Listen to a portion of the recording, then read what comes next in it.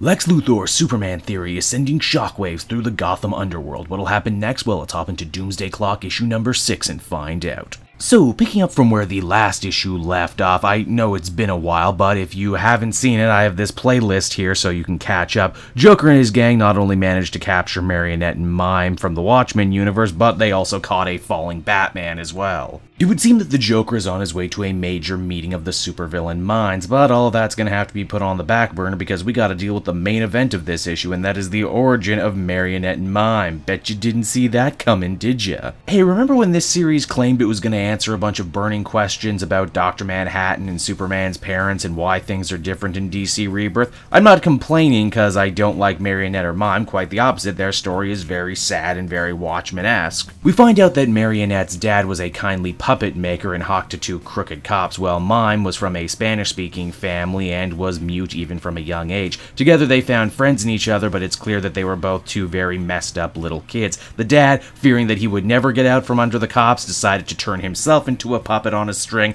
by hanging himself, hoping that his daughter could live a better life without him. But hey, surprise surprise, this incident only further drives Marionette mad, who with a little help from Mime decides to kill the two cops and begin their supervillain Bonnie and Clyde career. Again, this stuff is interesting all on its own, but it's not as interesting as maybe, you know, what's going on with Dr. Manhattan and stuff. Now, at the big supervillain meeting, the Riddler, dressed in his Frank Gorshin finest, talks about forming a new secret society of supervillains, because Lord knows those have always worked in the past.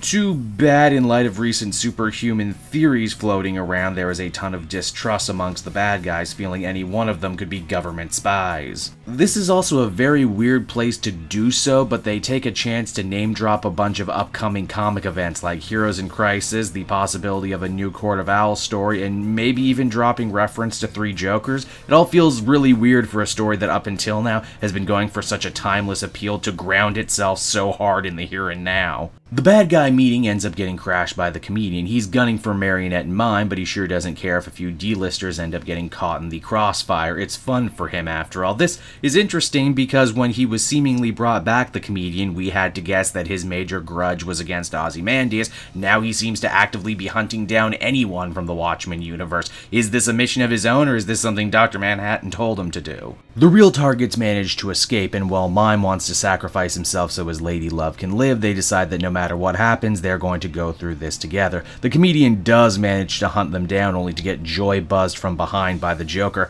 Why is the Clown Prince sticking his neck out like this for strangers? Well, he says this Dr. Manhattan guy that everyone is going on about sounds like quite the dude, and maybe he'd like to meet him. Yeah, Mr. J, I agree. I'd like to meet him too. So that was Doomsday Clock number 6, everybody, and that officially marks the halfway point of this 12-issue series. I'd be lying if I said the constant stream of delays didn't hurt the momentum of this book for me. The origins of Marionette and Mime, while interesting enough, I don't think really deserved a whole issue to themselves, especially when I personally feel that I got everything I needed to know about this duo just by looking at them and seeing how they engage with the world around them. There is definitely this undercurrent or theme that's starting to form about, you know, regular everyday people who feel like puppets on strings amidst more powerful godlike entities like Dr. Manhattan. But again, I think Geoff Johns already had that theme coming across strong enough without having to devote an entire issue to more or less putting it in your face. Or, you know, I could just be wrong and this could just be one of those issues that'll read better in trade. Overall, I'd give this one a 7 out of 10.